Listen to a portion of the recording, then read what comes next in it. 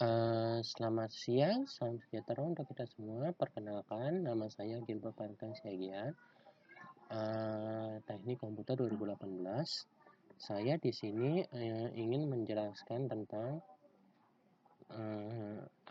CS modul ke-9, di mana saya melakukan pengerjaan untuk network automation. Nah, untuk pertamanya saya melakukan akses list file, di mana akses list file sendiri dapat sebelumnya kita menggunakan semacam extension Linux begitu, Ubuntu. Nah, jadi dari dalam situ kita dapat melakukan akses list file, di mana kita dapat mengakses Ansible sendiri menggunakan command slash h etc slash Ansible. Lalu kita ketika mengenter akan masuk ke dalam library atau list file itu sendiri. Kemudian kita melakukan editing file, di mana melakukan editingnya sendiri menggunakan Ansible sudo nano ansible.cft. Nanti akan masuk ke filenya sendiri, yaitu ansible.cft ini. Nah, di sini kita melakukan penghapusan hashtag atau kita melakukan uncomment pada ini hotkey checking false ini, dimana untuk melakukan ini sendiri untuk melakukan disable SSH key pada hostnya ini. Jadi nggak perlu checking lagi kayak waktu kemarin di modul sebelumnya kita menggunakan putih, pasti menggunakan key untuk melakukan akses ke virtual machine atau apa itu kemarin. Di sini kita melakukan uncomment ini supaya kita tidak melakukan masukin key lagi.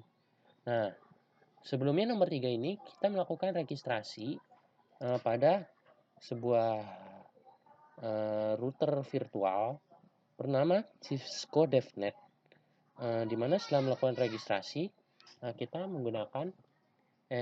akan mendapatkan sebuah akses detail, yaitu berupa sebuah router virtual di mana OS-nya sendiri yaitu iOS, CSR. Nah, ini nama hostnya CSS 1000V untuk nama hostnya.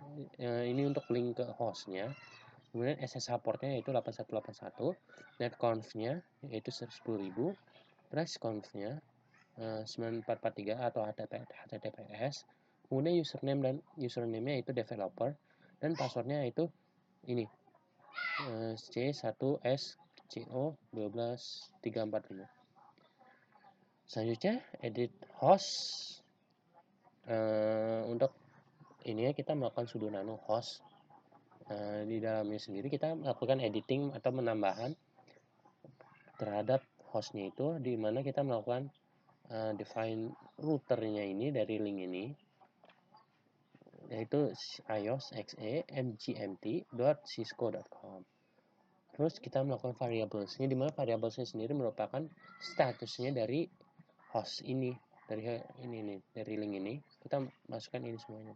Jadi kita menggunakan usernya yang tadi kita berikan ke ini Ansible user, terus Ansible passwordnya sesuai yang kita diberikan tadi. Terus Ansible koneksinya CLI, ini CLI, connection CLI. Terus Ansible network OS-nya yaitu iOS. Di sini kan kita sudah dapat iOS. Terus Ansible portnya yaitu 8181, di mana 8181 sendiri ada di sini SSH portnya itu. Nah, selanjutnya kita melakukan ping.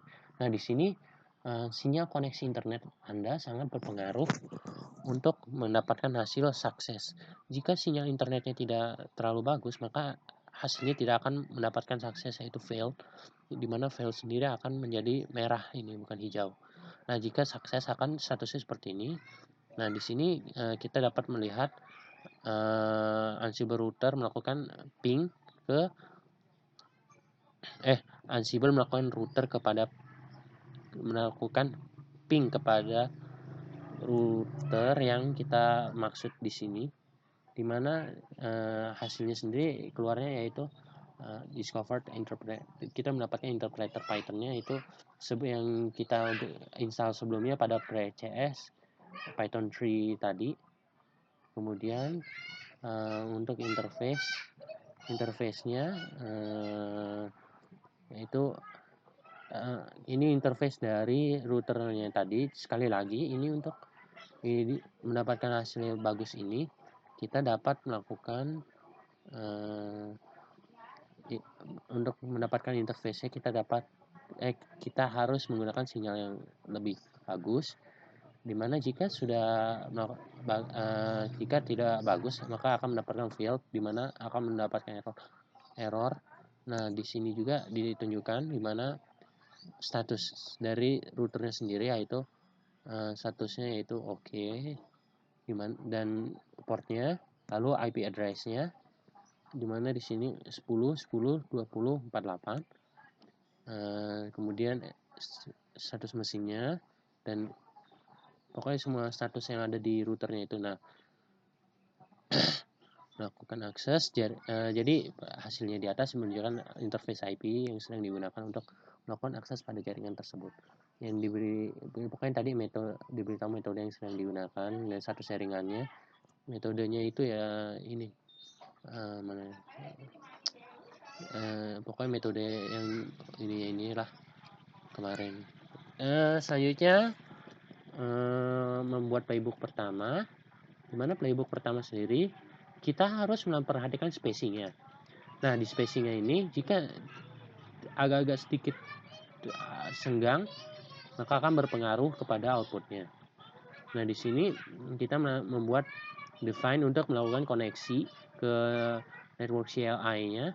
Kemudian kita menggunakan perintah ini untuk mendapatkan config dari apa yang kita pakai, yaitu router Cisco DevNet-nya itu. Kemudian di sini akan melakukan perintah untuk melakukan display konfigurasi yang dipakai pada router tersebut. Kemudian kita melakukan play pada playbook pertama tadi, yaitu first playbooknya sendiri. Jika ada kesalahan pada playbook ini maka akan tidak bisa dimainkan, akan terjadi error pada nomor 8 ini. Nah command yang digunakan pada ini ya ini untuk menjalankan program playbooknya ini, yaitu Ansible playbook first playbook. Nah foldernya ini dibuat menggunakan tools Ansible, kemudian menunjukkan hasil seperti yang gambar ini, dimana menunjukkan hostname-nya sendiri. Nah ini di sini kita dapat hostname-nya nih CSS 1000V dan IP OS, versi dari OS-nya tersebut 16.09.03 digunakan ya, pada mesin routernya ini. Kemudian akan menunjukkan status routernya, dimana oke, statusnya berarti bisa terkoneksi oleh kita. Di sini juga konfigurasinya diberitahu. Kemudian kita melakukan pembuatan lagi untuk playbook kedua, dimana seperti biasa untuk melakukan koneksi. Kemudian untuk pada ini untuk mengganti login bannernya sendiri, yaitu menggunakan Gilbert dan nomor terakhir npm saya, dan melakukan perubahan pada state yang sedang ini atau present. Nah di sini name add loopback sendiri untuk menambahkan loopback, dimana loopbacknya akan bernama loopback 21 dan yang diganti adalah state yang ada pada saat itu juga. Selanjutnya dijalankan. Nah di sini ada warning, dimana warning tersebut mungkin karena kemarin saya juga mungkin paling terakhir mengerjakan OS dikarenakan sempat ada kendala pada sinyal saya.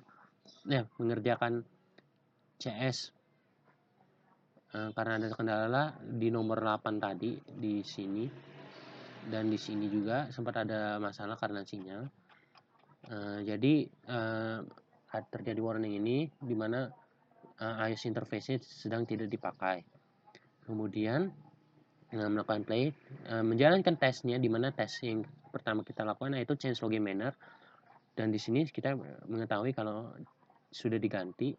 Kemudian menambahkan loopback Nah, di sini kita dapat mengetahui ada yang diganti pada iOS ininya.